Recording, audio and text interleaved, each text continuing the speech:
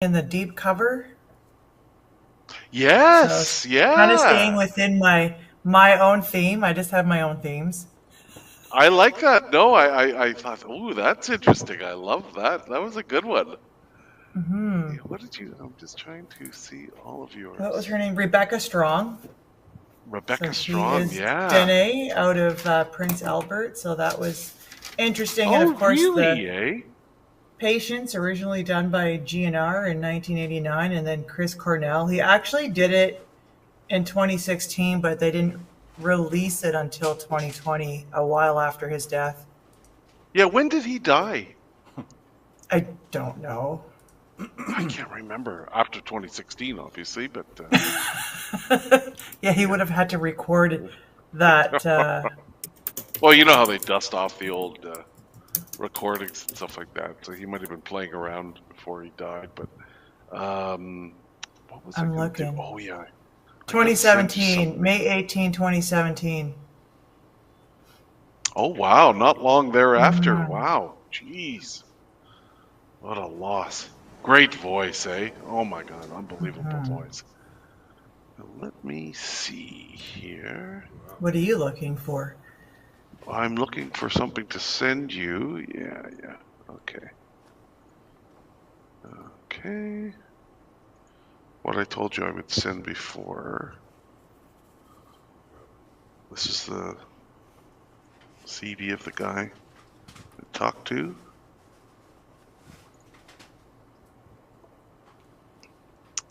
All right.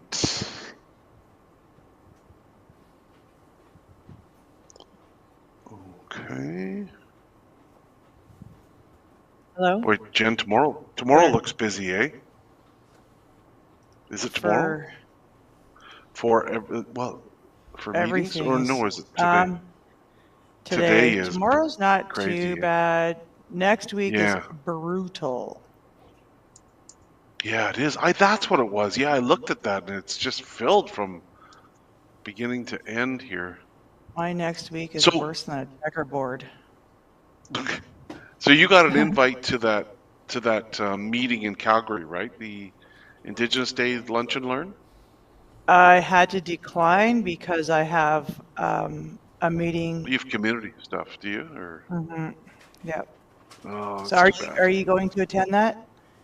I think so. Yeah, that's one I think our lease is going to talk at. I think, right? Isn't Yeah, it? you'll have to tell me everything. I'm going to be doing Hydro One things. Okay, guys, Oh, we're at you've got the Hydro 2 minute One mark, stuff. so I'm going to go quiet in the Oh, studio here. So have a good Okay, show, and we'll see you on the other side. oh thank you. yay. I'm so excited. I haven't been on air forever. It's been a while. Yeah, it's been quite a few. What, 4 weeks at least? Yeah, what's that saying? A hot minute? A hot minute. Yeah, A hot minute. that's what people like to. That's what people like to say, apparently. Yeah, in a hot minute. Yeah, Let's see very what else. excited. Oh yeah, we should talk about Manitoba later on too. So that's Oh, still of course. going sideways. Okay. Oh, we All need to right. talk to Uncle Wob. Yes, we do. If we'd gone to that conference, we might have been able to, right? The powwow. Yeah, he was dancing there Jeez, I at the know. Yeah, Manitowoc Festival. remember you Mm-hmm. told me, and we should have been. We should have been there. Oh well, another lost opportunity. Rubbing elbows with Uncle Wob. Okay, almost That's time. ceiling All fan right. down. Okay. There we go. So I think that means be quiet. No. Speaking in code. Yeah, All right. just say it.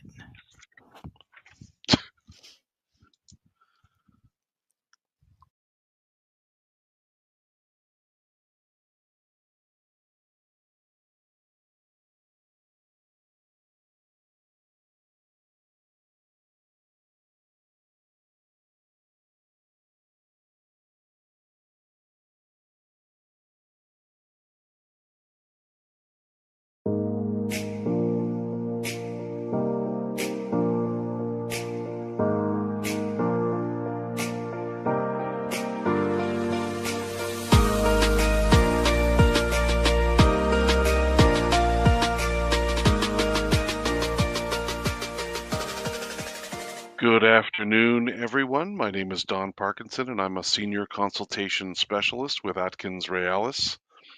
Today, we are continuing our series of live stream topics on the Northern Road Link project as it moves through the provincial environmental assessment and federal impact assessment processes.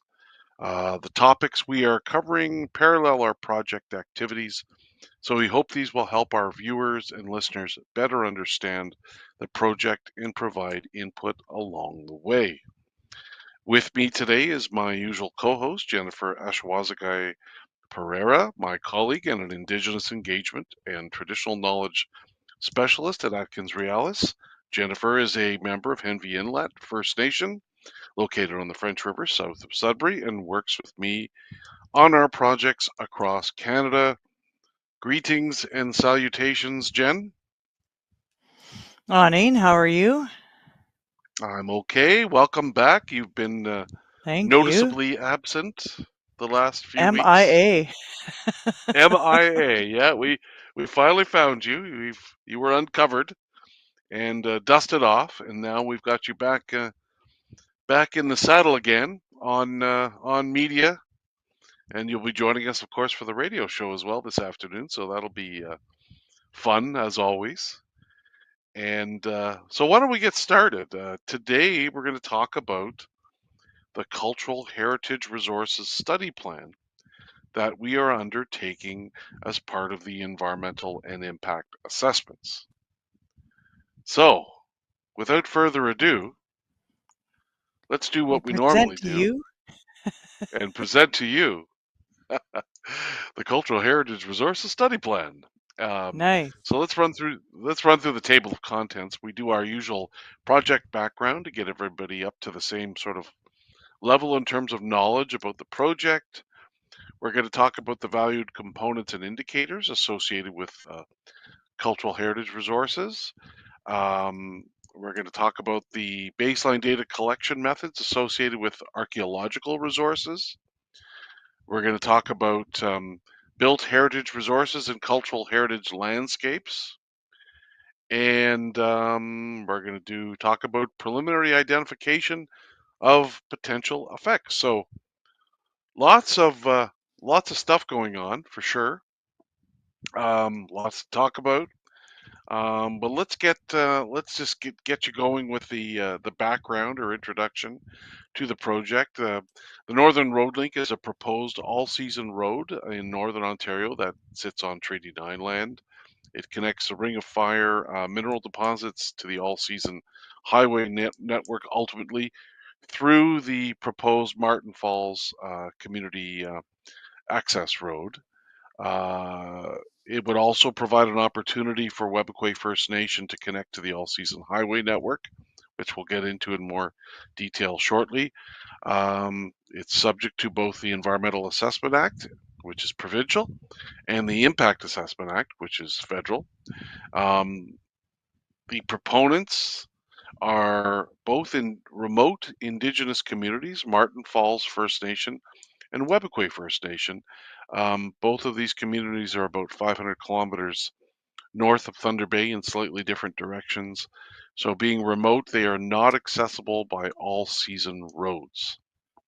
So, they have a narrow window in the winter through which they are able to transport materials and supplies by road, but that window is narrowing all the time, and it's anywhere between 4 and 6 weeks typically. There have been numerous historical studies on the road. In 2020, Ontario, Martin Falls First Nation, and Webequie First Nation did agree to work together and submit themselves to the provincial environmental assessment process for the project.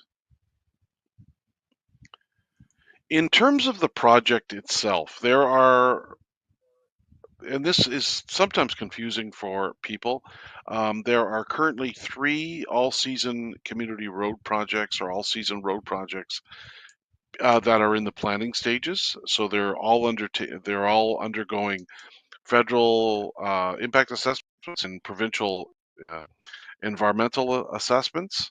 The first, or the northernmost, and the one that started first, was the Webequie Supply Road, which begins at the airport in Webequie, is planned to begin at the airport in Webequie First Nation, and then travel southeast to the McFalls Lake area east of the Mukatai River, where it would then connect with the northern end of the planned Northern Road Link Road, which would then run south and connect with the Martin Falls Community Access Road west of Martin Falls. Martin Falls Community Access Road would then extend south to link with a couple of resource roads that would be upgraded, and then ultimately those roads would connect to the provincial highway network. So that's how everything sort of fits together. In terms of the project components, the road again is planned to be an all-season road. The right-of-way is planned to be 100 meters in width. The length of the road right now could range anywhere between 117 and 164 kilometers, although that should be finalized relatively soon, based on the assessment of the alternatives, whose process is coming to a close. And in terms of water crossings, there would be numerous water crossings, which would involve the use of culverts or bridges. There's one very large bridge crossing at the Attawapiskat River, which is a span of over 200 meters. And as with all roads of this nature, there is additional infrastructure associated with it. We call it ancillary infrastructure, some of which is temporary, some of which is permanent. It would include, on a temporary basis, storage and laydown areas for storage and laydown of equipment and materials during construction. There would be, and these would be permanent, maintenance facilities and yards. There would be both temporary and permanent access roads to get to facilities such as temporary or permanent aggregate sites or pits and quarries to get the material to build the road or maintain the road with. And then, of course, there would be construction camps where the workers would stay. These are typically associated with the storage and laydown areas.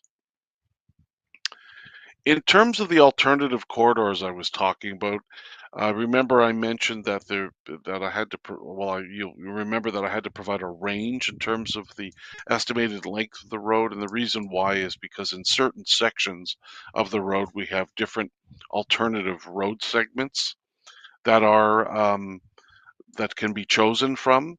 And if you see the map on your screen, for example, if you look at C, we have C1, C2, and C3. So we could select either of those three road segments, and then that would then direct sort of which segments would be chosen for D. But right now we're in the process of doing the alternatives assessment, where we do a detailed comparison, very detailed comparison of the different segments, and then technical staff and the community come to an agreement on the preferred segments. So with that provides you with a background on the project, and now we're going to dive into our topic for today, which is the Cultural Heritage Resources study plan. And as with every component of the environmental assessment, or every part of the environmental assessment, each area that we study, there are what you call valued components. These are the things that we focus on in our studies that have been identified. Indigenous communities, the general public, stakeholders, special interest groups, etc. And so there are two valued components for cultural heritage resources. And the first is archaeological resources. And then associated with this valued component of archaeological resources, we have what you call indicators. And the indicators are ways of measuring impacts. So we have three different types of indicators for archaeological resources, and these will probably become pretty obvious once I explain it a little bit. So the three indicators are registered or known archaeological sites, and burial sites, and sacred sites. So in terms of definitions, the registered or known archaeological sites, the definition of that is any property that contains an artifact or other physical evidence of past human use or activity that's of cultural heritage value or interest. So I think we have a pretty good idea of what that might include. Then we have burial sites. So burial sites are defined as land that has human remains but are not part of a formal cemetery. So that's how you define a burial site. And Jen, you and I know that, having talked to community members, that burial sites exist in many different locations, That's right. all over the respective traditional territories of Territories. both communities, right? And then there's sacred sites, and sacred sites are a little bit different. They're culturally significant to an indigenous community for maybe slightly different reasons, for social reasons, for cultural reasons, or ceremonial reasons, right, Jen? So sacred Right. sites, And we would say that that would be historical as well as contemporary. yes, So yeah, the definitely. then and the now. Yeah, and like sacred sites are, it's it they're harder to define exactly, right? A burial site, it's fairly easy to define. Human remains that aren't in a cemetery, but sacred sites, they're defined based on a lot of things. There's not specific criteria necessarily Well, no, that's associated it. with And it. that would be primarily up to the community. It's definitely not Yes. our definition of what that is. No. It is community definition Yes. of what that. Absolutely. Absolutely, right? And, and again, this is the kind of information that gets collected when the project team members sit down with community members, right, and collect Indigenous knowledge. So, um, Indigenous knowledge, as we've talked about before, is a very broad topic, but part of it involves things like this, right? Hmm. Burial sites, sites, and we'll get into this in a second. The built heritage side of things, which is another sort of hard to like nail down kind of issue, and it's really defined by the community members. So when we talk about built heritage resources and cultural heritage landscapes, which is another valued component, um, for that we have two indicators. One is known or potential built heritage resources.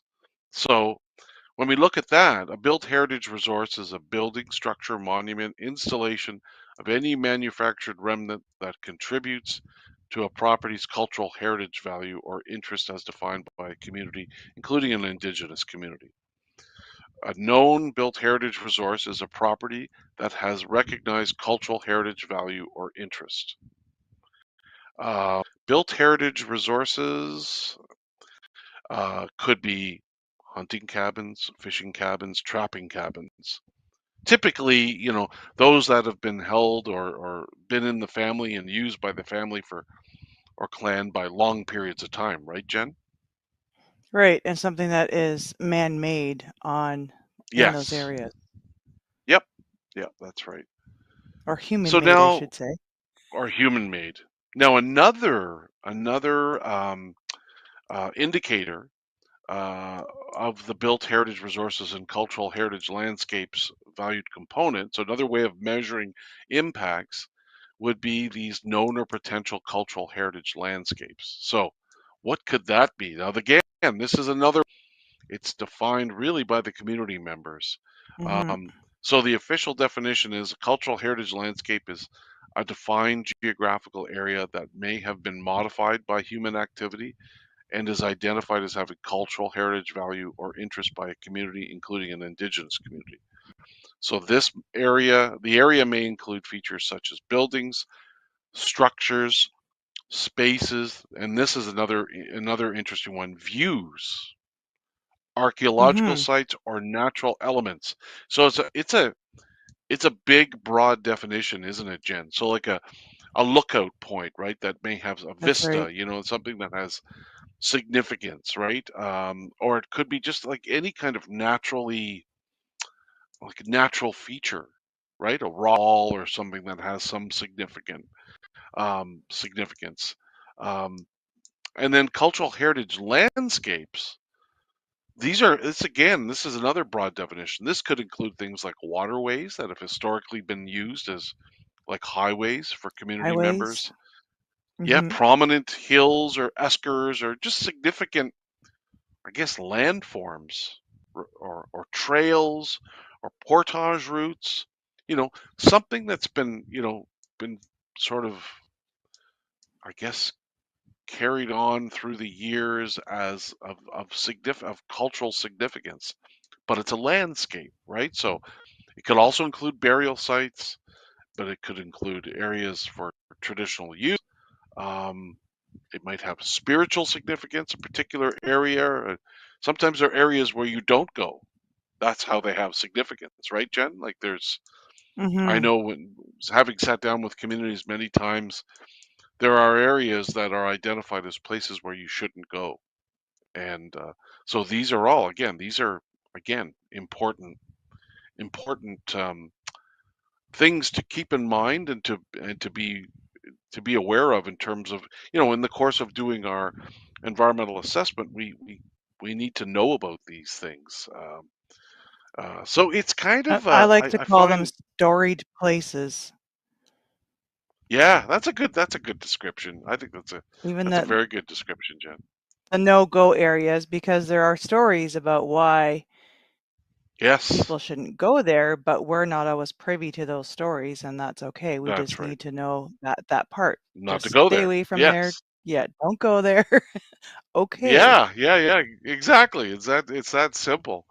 Um, so let's go back to the archaeological side. So there's two stages of reporting on the archaeological side, and the stage one side is basically a desktop or a background study. That's where it all begins.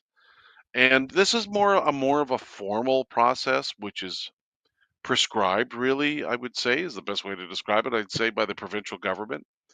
And it's done by a consult archaeologist.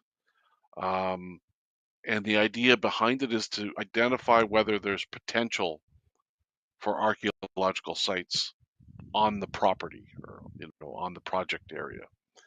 If areas of archaeological potential are identified in a stage one assessment, then a stage two assessment is required. So again, this is a very prescriptive process that's prescribed by the provincial government.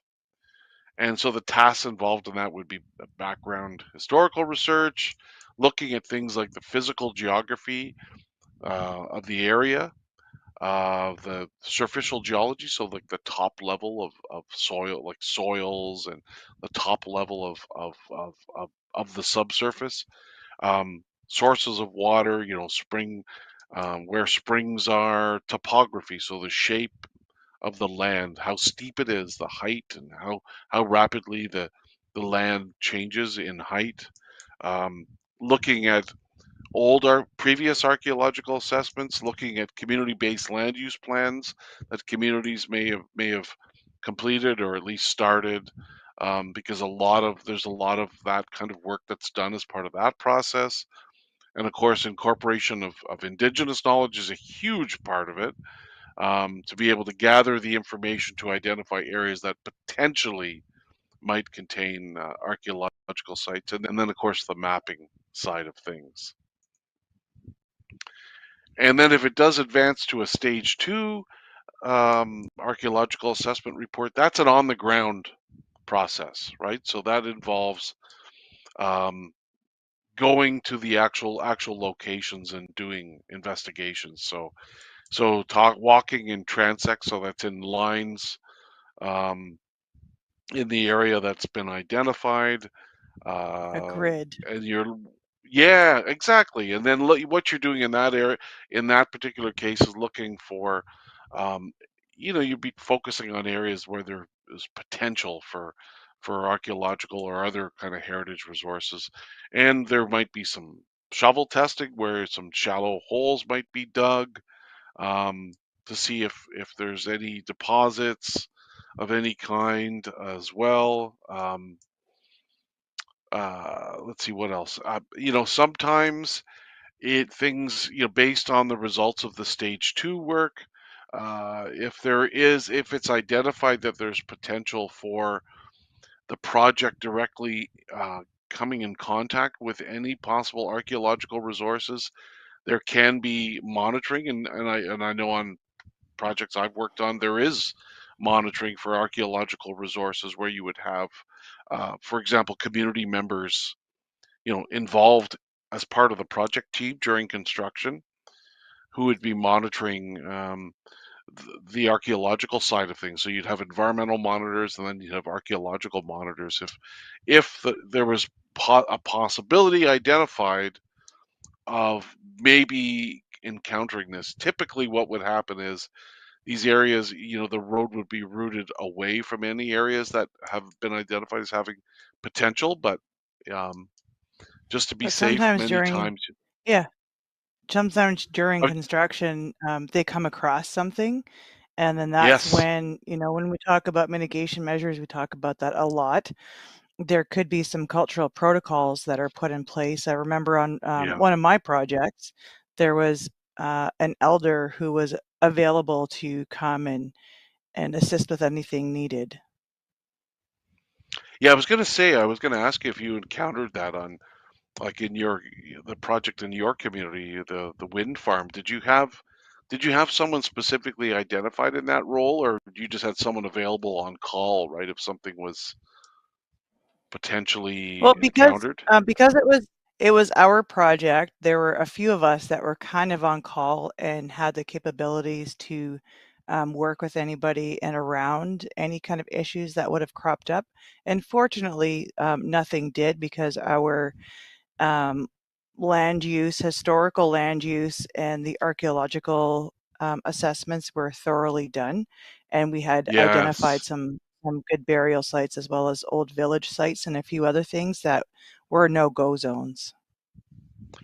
Yeah, because I mean, Jen, if you do your homework, right, and you really do it thoroughly, you can pretty well identify the areas where there's a good chance of encountering, right, artifacts.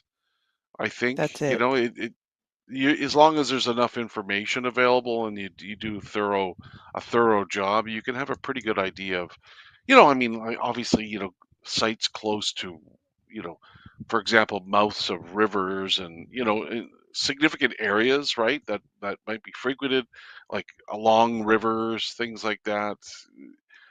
These were the highways, and so quite That's it. often, And we were able to take a few boatloads of elders to some sites to verify, so it wasn't too far yes, offshore, so it wasn't too difficult for some mobility issues. So elders were able to get to the spots and verify, yes, this is the area, where this occurred, or where we had a village and other things. And so those were the areas that we did stay away from, but we also didn't mark them so that we're not drawing attention to those areas, because yeah, sometimes yeah, our areas get a lot of tourists. So we don't want those yes. places disturbed.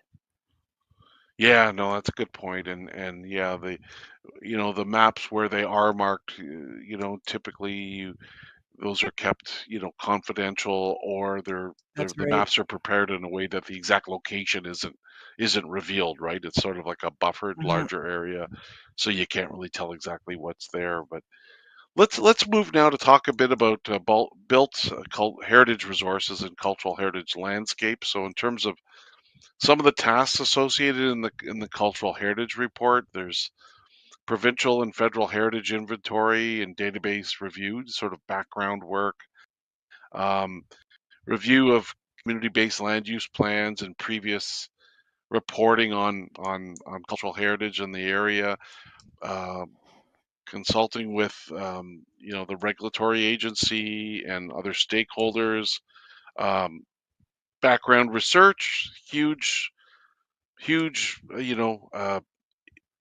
task, but an important one, like you said, Jen, because you want to make sure you're totally sure that you're not going to get into conflict between your project and some of these significant areas. Um, Incorporating Indigenous knowledge, so you're aware of these cultural heritage landscapes and built heritage resources. It's worth the effort to dig deep and talk to community members and find out what is where and really get a thorough understanding of that. Because if you do that, then it just makes the process of planning the route, such as in our case of the road, just makes it that much easier. And then put together an inventory of all these built heritage resources and cultural heritage landscapes.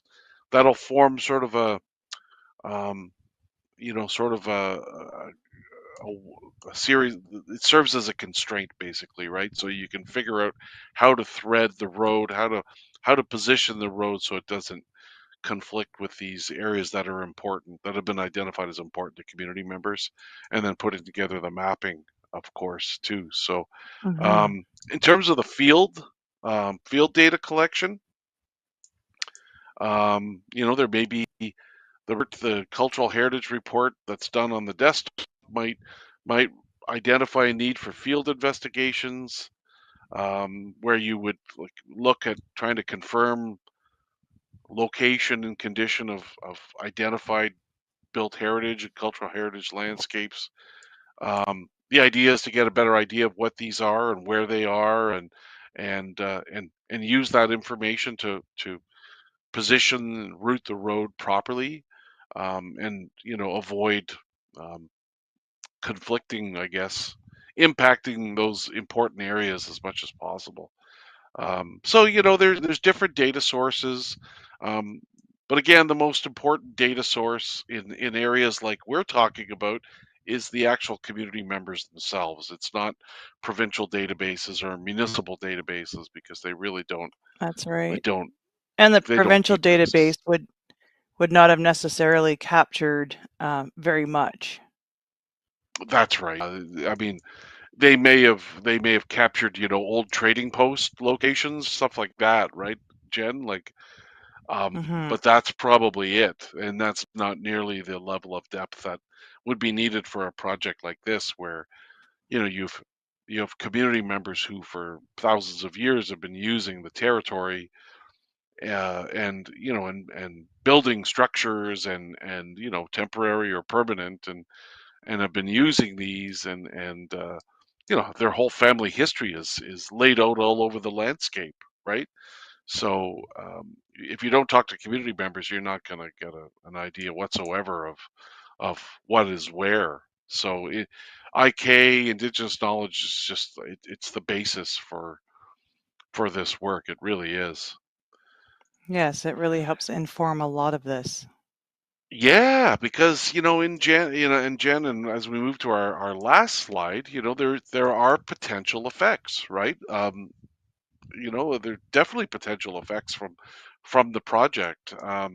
Some of these are direct, most are indirect, but there could be direct ones, which could involve destruction of something that's.